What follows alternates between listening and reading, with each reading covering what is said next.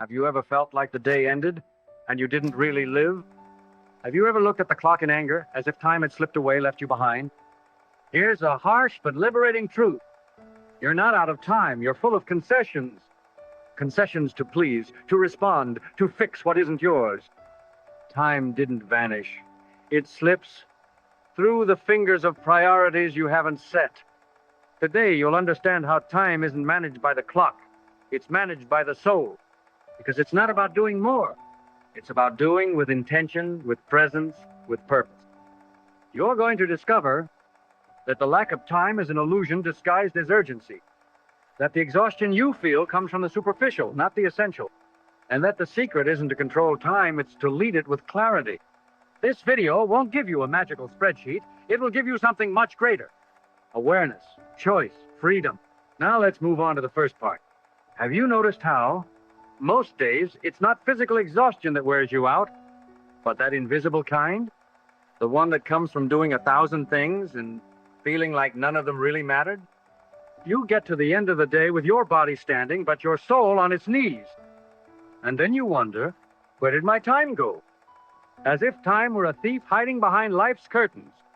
But the truth is tougher. Time doesn't disappear. It is given, offered, conceded minute by minute to the distractions you call urgencies. Have you ever heard someone say, "I didn't have time"? Of course you have. But what that phrase really means is, that wasn't a priority. Modern life is a theater of urgencies. Notifications, messages, meetings that change nothing. Constant requests, and that compulsion to reply quickly, to fix everything, to be everywhere except within yourself. You've become a firefighter of emotional fires, running to put out flames that were never yours to begin with. And in all that running around, what is vital gets postponed, and later never comes. Picture this. You're in a forest trying to survive the cold. Every minute is like a twig. You can throw it away. Or you can save it, stack it, turn it into firewood to light your own inner fire. But what happens today is the opposite. You burn your time in fires that warm others, while you freeze on the inside. This is the paradox of productivity without purpose. You do more and feel less. You produce results but don't feel fulfilled. You meet goals but feel no presence, because presence requires intention. And intention requires silence, clarity, direction. Now listen carefully. Life doesn't demand that you do more. It demands that you stop abandoning what matters. The exhaustion you feel doesn't come from overworking. It comes from self-neglect, from being constantly available to the world and inaccessible to yourself. Pause for a moment now, look around. How many of the tasks that fill your day are truly yours? How many decisions were made out of fear of seeming rude, out of fear of disappointing? How many times have you said yes with your mouth, but no with your heart? There it is. Time slips through the holes of your concessions. Every time you avoid an uncomfortable no, you reap a disconnected life. Every time you say yes to what is shallow, you scream against your own depth. And do you know why that hurts so much? Because part of you knows you were born for more than just surviving other people's schedules. Knows time is a seed. And if you don't plant it in the right place, there's no use complaining about the harvest. So the question isn't, where did my time go? The question is, who's deciding where my time is going? You need to take that wheel back. Not with haste, with clarity. Not with guilt, with presence. Life won't slow down for you. But you can stop running with it and start walking with purpose. Because time isn't something to be conquered. It's something to be honored. Have you ever tried to please everyone? Tried to be everywhere? Reply to every message? Accept every invitation? Solve every problem? If so, then you already know how it ends. Exhaustion, self-abandonment, and that bitter feeling of being useful to everyone but yourself. Here is one of the biggest mindset shifts of your life. Every time you say yes to something, you are saying no to something else. The question is, what have you been saying no to without realizing it? To your silence? To your real rest? To the book waiting for you on the shelf for months? To quality time with those you love? Saying no is still taboo. We were trained to confuse kindness with servitude. But here's a truth few dare to face. The discipline of saying no is an act of self-love. And more. Saying no doesn't make you hard. It makes you whole. After all, how can someone support others if they're always collapsing inside? You weren't born to be a walking agenda, nor to live justifying yourself, nor to carry the guilt of taking care of yourself. Saying yes to what is essential is a pledge of loyalty to your essence. And that requires firmness, the courage to displease so you don't disfigure yourself. Look, the world has millions of paths, but your soul wasn't made for all of them. Saying no with ease is recognizing that you have limits, and your limits aren't flaws, they are sacred boundaries. That's where your peace begins. Maybe you're afraid of seeming selfish, but there's a huge difference between selfishness and self-care. Selfishness imposes, self-care protects, and protecting your time is protecting your mind, your energy, your life. You don't need more time. You need fewer concessions, fewer distractions, less need to justify every choice. When you start saying yes only to what helps you grow, the right people stay. The wrong ones get bothered and leave. And that, my friend, is liberating. Your life is not neutral ground. Either it's led by purpose, or it's hijacked by others' expectations. Now look at your schedule. How many tasks there reflect your truth? How many are just repetitions of a self-abandonment pattern? What you tolerate shapes you, and what you allow defines what you live. It's time to change direction, with firmness, without guilt, because your emotional health and your fulfillment live on the other side of your no. Are you ready to honor what builds you? Have you ever felt like you were running without really knowing where to? As if the clock dictated your actions, your breaks, your priorities? Wake up, rush, deliver, attend, respond, sleep. And in the middle of it all, you wonder, is this all there is? Here's a truth few have the courage to say. Time is not your problem. The disconnection from your purpose is you can have a full calendar and an empty soul. You can check off every task and still feel absent from yourself. Living by the clock is living in survival mode. Always behind, always owing, always exhausted. Living by purpose is living with direction. It's understanding that your actions are not just tasks, they are seeds, and that each minute invested with intention is a future harvest of peace. When you live with purpose, time stops being an oppressor and becomes an ally. You stop counting hours and start counting meaning. Look, the world will keep demanding speed, but your soul craves depth. You weren't born to run nonstop. You were born to move with meaning, to choose, prioritize, align.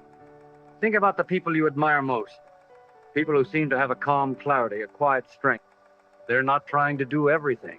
They live focused on what truly matters. That's not magic. It's purpose-driven priority.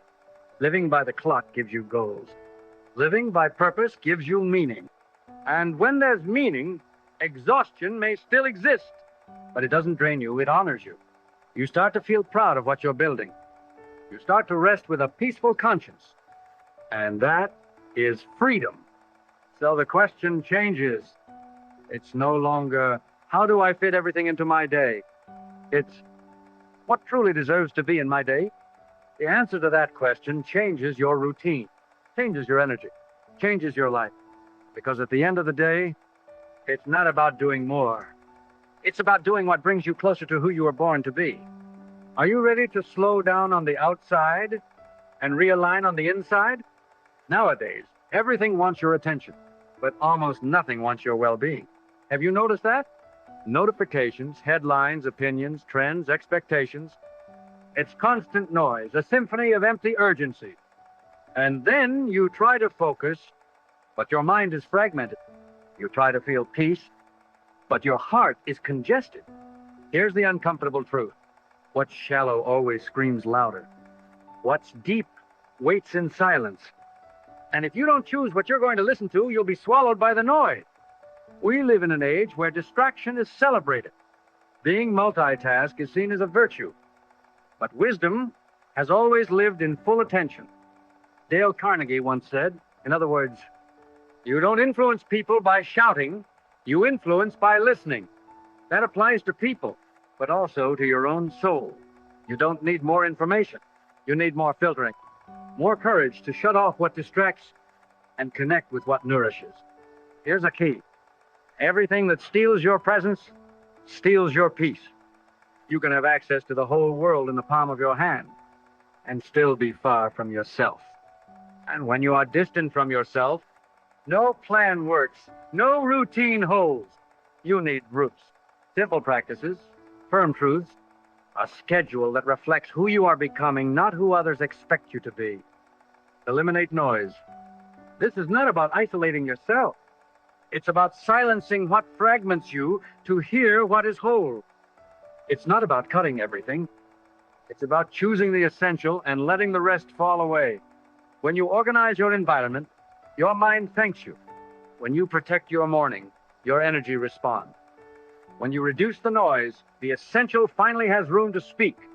And it speaks quietly, speaks with direction, speaks with truth. But you'll only hear it if you have the courage to create silence. Are you ready to live less distracted and more whole? You don't need more productivity. You need more presence. Have you ever seen someone rushing all day, but with no soul in their eyes, performing tasks perfectly, but with an emptiness in their chest? That's it. This is the silent disease of our time. We're doing too much and being too little. But listen, you can work 8 hours and leave feeling lighter. Or you can perform for 12 and leave emotionally broken. The difference? It's not the workload, it's the intention. Presence is what transforms task into mission. It's what turns routine into ritual. It's what makes obligation become meaningful.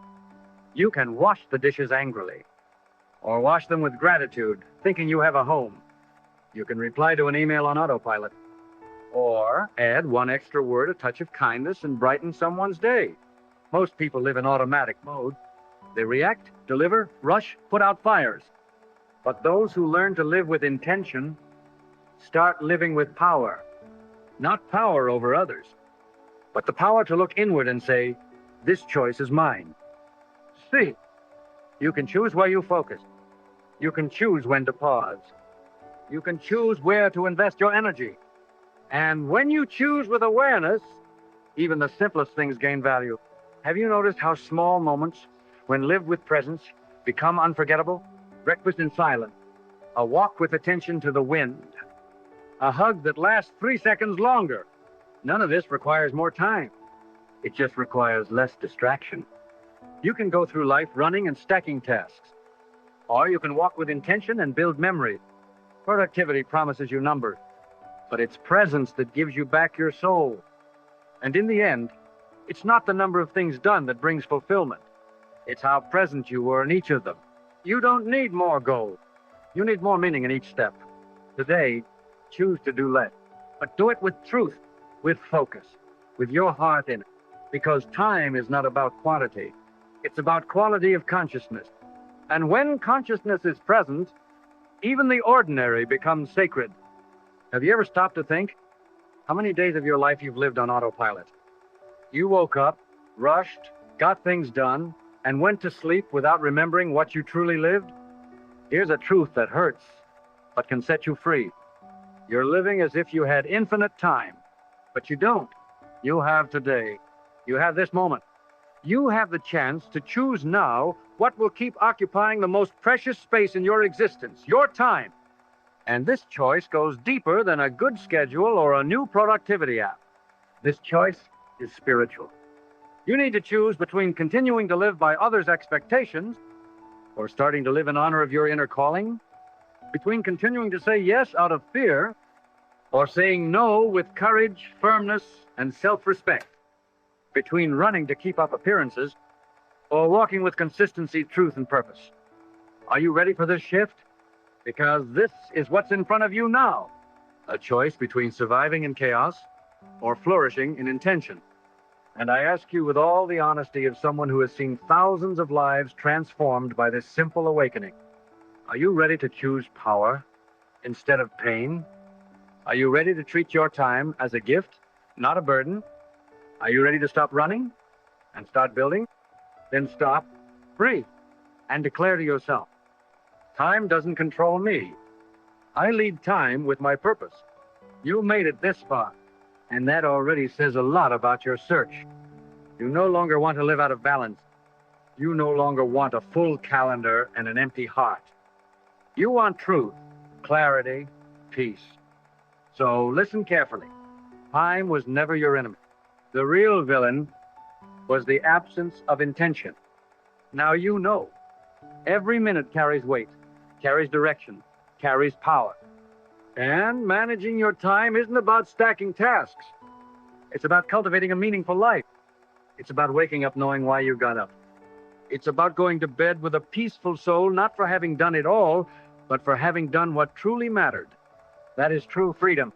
Now, here are 3 practices that can transform your routine. Before saying yes, breathe. Ask yourself, does this bring me closer or further from what I want to build? Create windows of silence. Even if it's just 5 minutes a day, it's in silence that the essential reveals itself. Review your schedule like you'd review your home. Remove the excess. Reorganize the spaces. Make room for what has value. And if you have to choose between being busy or being present, choose to be present. Because in the end, you won't be remembered for how fast you ran, but for what you built with each step. Time will keep passing. But now, it will pass with you.